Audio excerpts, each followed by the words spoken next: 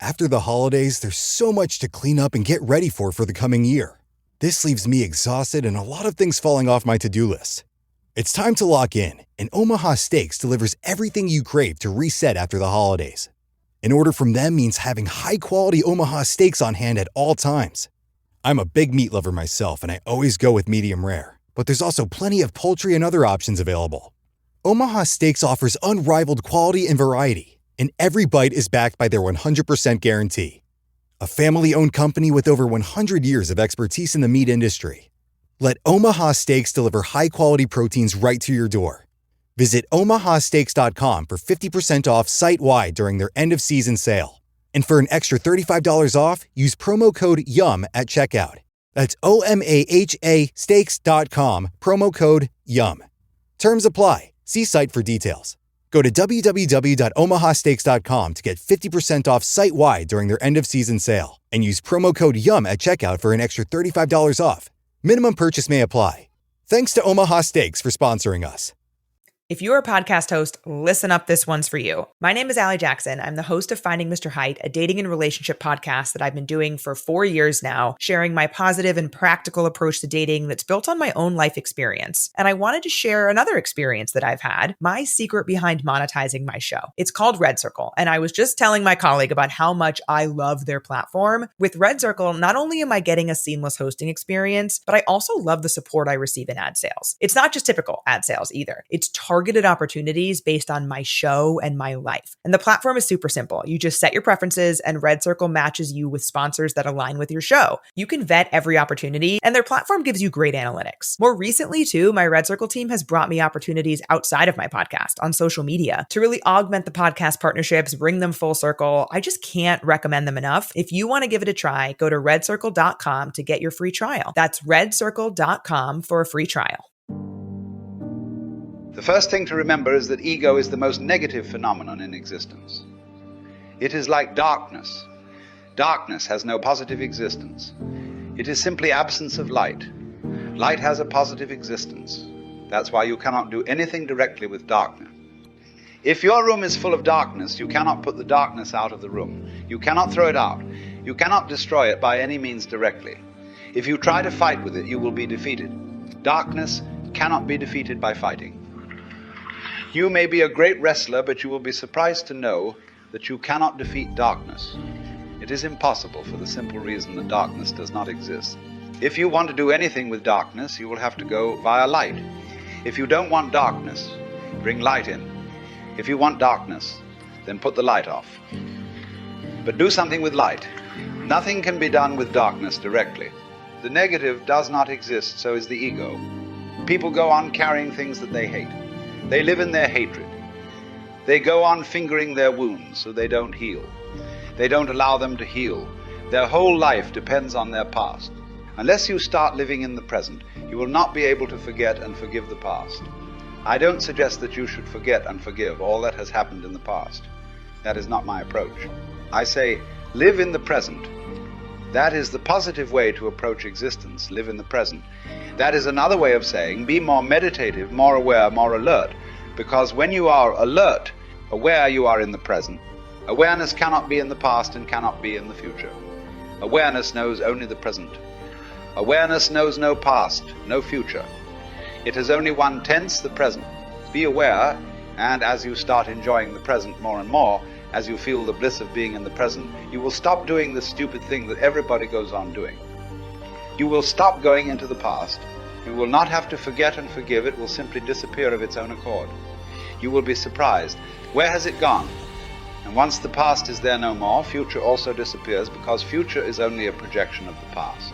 To be free from past and future is to taste freedom for the first time. And in that experience, one becomes whole, healthy. All wounds are healed. Suddenly there are no longer any wounds. You start feeling a deep well-being arising in you. That well-being is the beginning of transformation, because the ego does not feel good at ease with molehills, it wants mountains. Even if it is misery, it should not be a molehill. It should be an Everest. Even if it is miserable. The ego doesn't want to be ordinarily miserable. It wants to be extraordinarily miserable, either this way or that. One wants to be the first. Hence one goes on making mountains out of molehills. People go on and on creating big problems out of nothing. I have talked to thousands of people about their problems, and I have not come across a real problem yet. All problems are bogus. You create them because without problems you feel empty. Without problems there is nothing to do, nothing to fight with, nowhere to go. People go from one guru to another, from one master to another, from one psychoanalyst to another, from one encounter group to another. Because if they don't go, they feel empty, and they suddenly feel life to be meaningless. You create problems so that you can feel that life is a great work, a growth, and you have to struggle hard.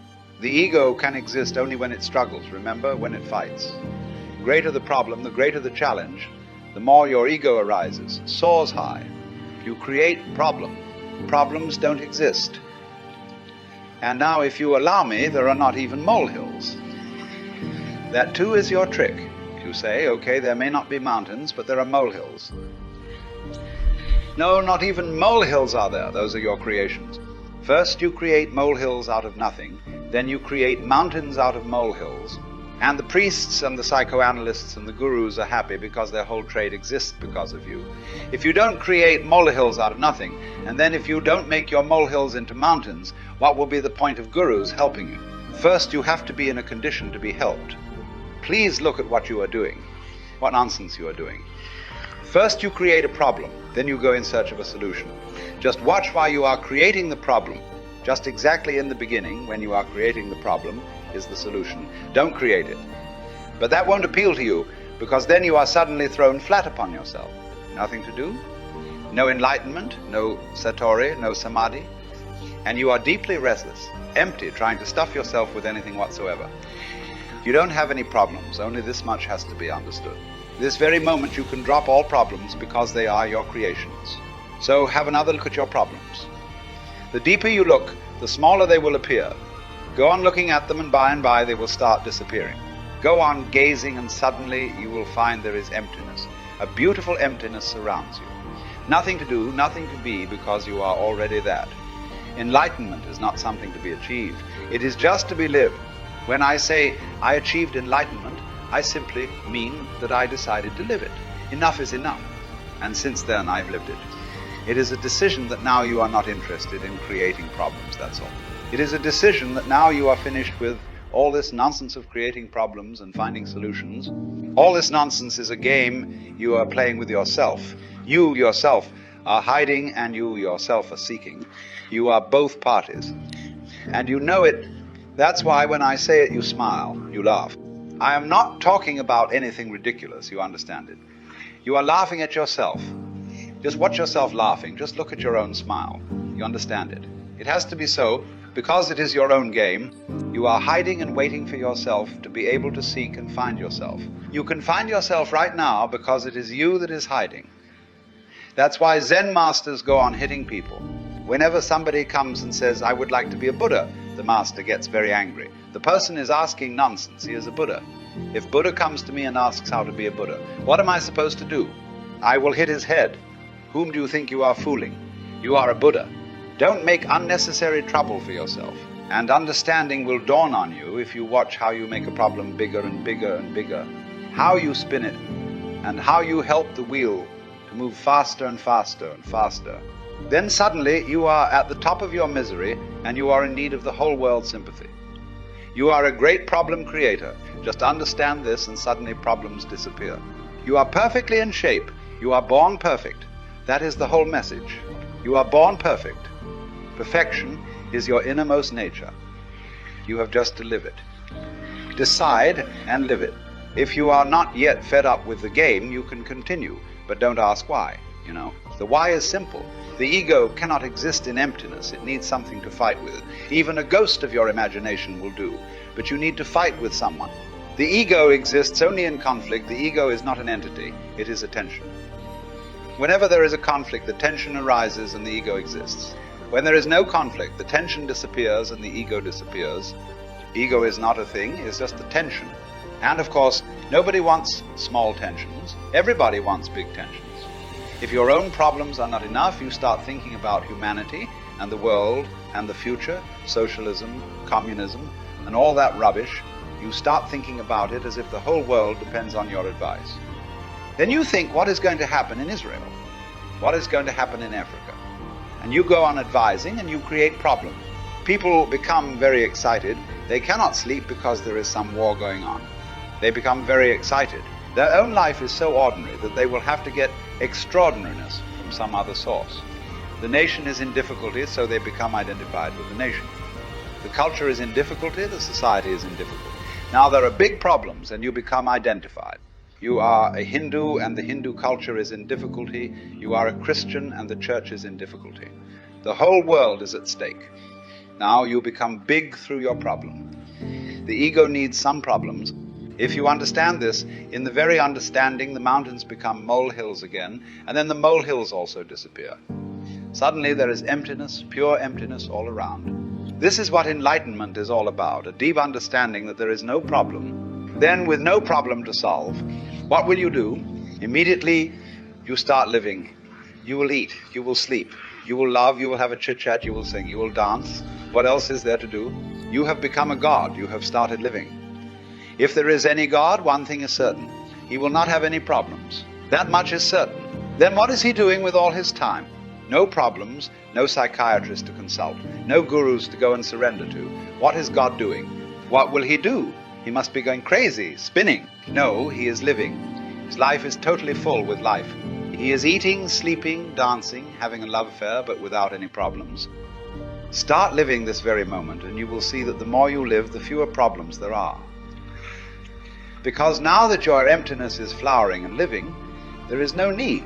When you don't live, the same energy goes sour. The same energy that would have become a flower is stuck. And not being allowed to bloom, it becomes a thorn in the heart. It is the same energy. Force a small child to sit in the corner and tell him to become completely immobile, unmoving. Watch what happens just a few minutes before. He was perfectly at ease, flowing. Now his face will become red because he will have to strain, hold himself. His whole body will become rigid, and he will try to fidget here and there, and he will want to jump out of himself. You have forced the energy to sit still. Now it has no purpose, no meaning, no space to move, nowhere to bloom and flower. It is stuck, frozen, rigid. The child is suffering a death, a temporary death. Now, if you don't allow the child to run again and move around the garden and play, he will start creating problems. He will fantasize. In his mind, he will create problems and start fighting with those problems. He will see a big dog and he will be afraid, or he will see a ghost and he will have to fight and escape from it. Now he is creating problems. The same energy that was just flowing all around a moment before, in all directions, is stuck and becoming sour. If people can dance a little more, sing a little more, be a little crazier, their energy will be flowing more and their problems will by and by disappear. Live, dance, eat, sleep, do things as totally as possible. And remember again and again, whenever you catch yourself creating any problem, slip out of it. Immediately, once you get into the problem, then a solution will be needed.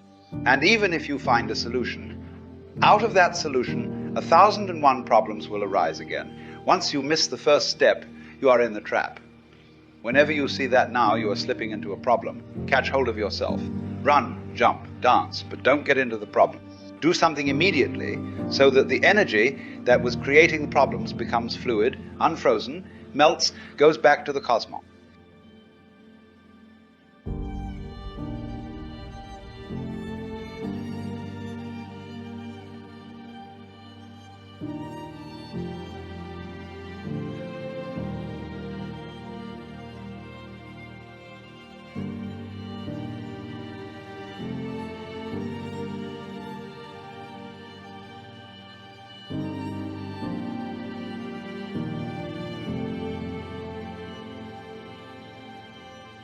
If you're a podcast host, listen up, this one's for you. My name is Allie Jackson. I'm the host of Finding Mr. Height, a dating and relationship podcast that I've been doing for 4 years now, sharing my positive and practical approach to dating that's built on my own life experience. And I wanted to share another experience that I've had, my secret behind monetizing my show. It's called Red Circle, and I was just telling my colleague about how much I love their platform. With Red Circle, not only am I getting a seamless hosting experience, but I also love the support I receive in ad sales. It's not just typical ad sales either. It's targeted targeted opportunities based on my show and my life. And the platform is super simple. You just set your preferences and Red Circle matches you with sponsors that align with your show. You can vet every opportunity and their platform gives you great analytics. More recently too, my Red Circle team has brought me opportunities outside of my podcast on social media to really augment the podcast partnerships, bring them full circle. I just can't recommend them enough. If you want to give it a try, go to redcircle.com to get your free trial. That's redcircle.com for a free trial.